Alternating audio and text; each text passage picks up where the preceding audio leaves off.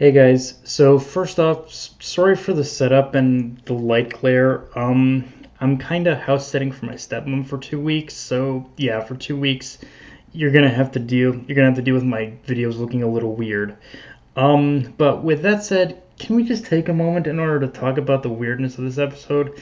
Like, I don't know when exactly this episode got released, per se, but I had to wait until like 8 o'clock, 9 o'clock my time, in order to actually watch the damn episode. Like, it got released that late, and I don't know if it got released late for anyone else, but for me it did, I guess. I don't know, it's weird.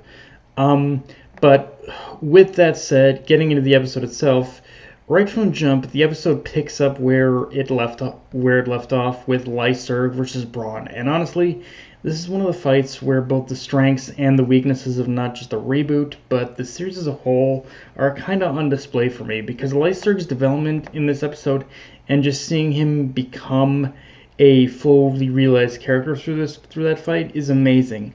But on the other hand, this episode, as well as the last week's, really wants you to buy into Braun's like contribution towards helping Lyserg become the person he is now, and that this is someone Lyserg is supposed to have a connection to. But I'm sorry, this is actually the one time where that sort of relationship feels a little bit manufactured and forced. Like, I know, like, we're supposed to believe that that Braun's and Lyserg's relationship is very similar to that of of basically Silva and Yo, or something like that. Like, each member of the patch has affected our heroes in some way or another, but and we're supposed to feel that because of how the Shaman trials themselves have functioned up to this point as well.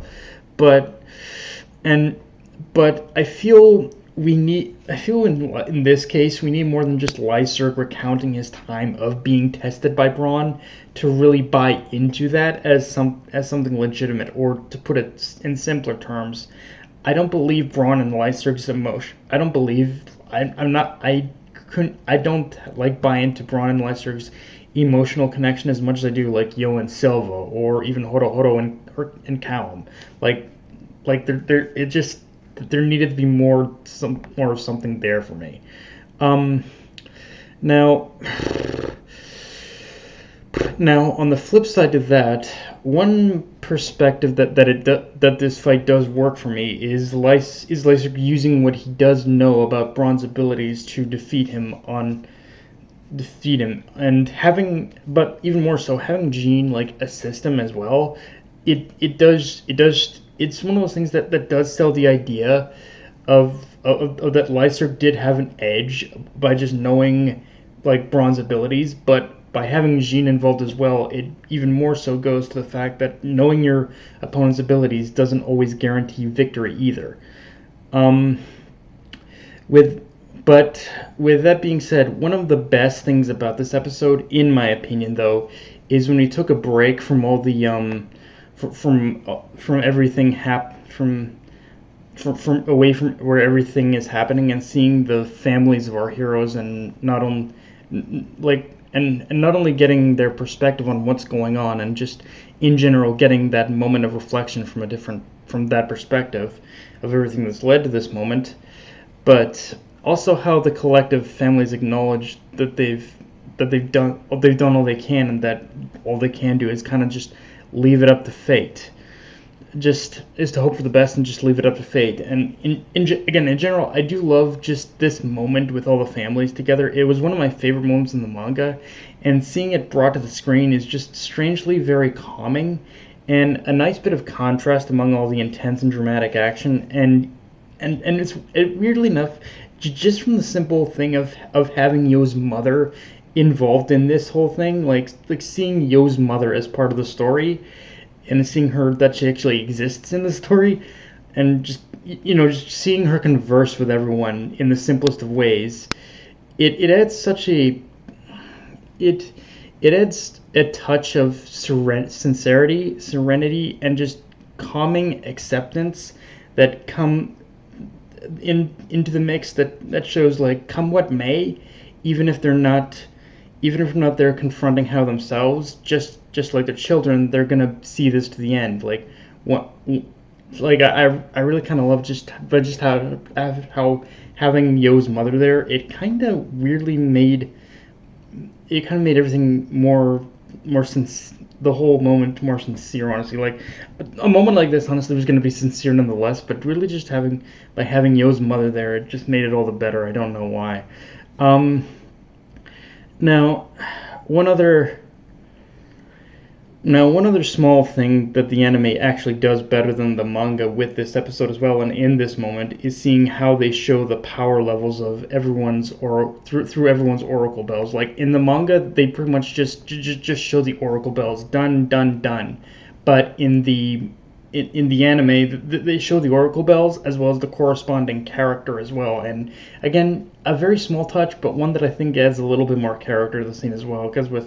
Whereas with the manga, they only showed the oracle bells, and it felt with the names of the characters, and it felt a little static and a little lifeless. But just adding just small touches like that really adds a little bit more life and dimension to the episode. Um, with that said, pacing wise, I will say this episode definitely feels a lot better than last week's episode, as it covered a lot from the manga without as much of that feeling like it was rushing through the material either. But if I did still have one flaw to point out, and this is an honest nitpick, honestly, is how the anime skipped over a small moment of Yo's acknowledgement that Magna is one of Hao's patch operatives, which is not much of a scene on its own, but I think it does show Yo's realization of just how deep Hao had manipulated and just in general sunk his claws into how much his influence had affected everything that was going on around them. But on the flip side of that, I also like how there is still that recognition by Yo and the others after Jean's coffin is revealed to be empty, that they're not only admitting to their weakness, but now going in full force, risking everything and putting everything they've got into beating this final trial, because once they do, that's when they'll know that for sure that they're ready to defeat Hao. But at the same time, even with them accepting that, I like how there is still this basic reality that the further they go, the weaker they become because of the amount of Furyoku they expend each time their oversoul is broken, or each time that they think that they have even each time they beat someone, that they're still left weaker and weaker.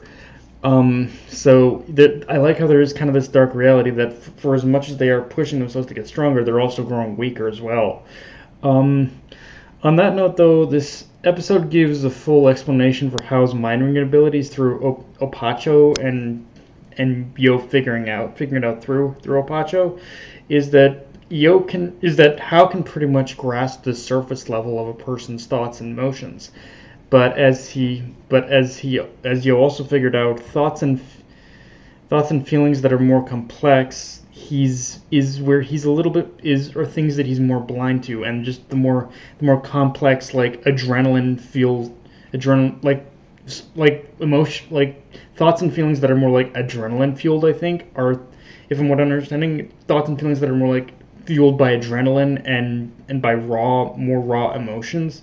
Those are the ones he's a little bit more hardened, a little bit harder to recognize. And that itself does show there's a blind spot in that power that can be exploited, as Yo had theorized, and even more so, he seems to realize that that's something he can't take advantage of in knowing the connection between Hao and the demon known as Z. So it's going to be interesting to see how he implements this into whatever strategy he comes up with. But yeah, with that said, guys, that's all I got for this review. If you enjoyed the video, like, comment, subscribe. Follow me on Twitter, Analyst Crunchyroll. Be sure to hit the notification bell, hit the subscribe button, and just share the video around, guys. Dark Knight of Anime, signing off. Later, everyone.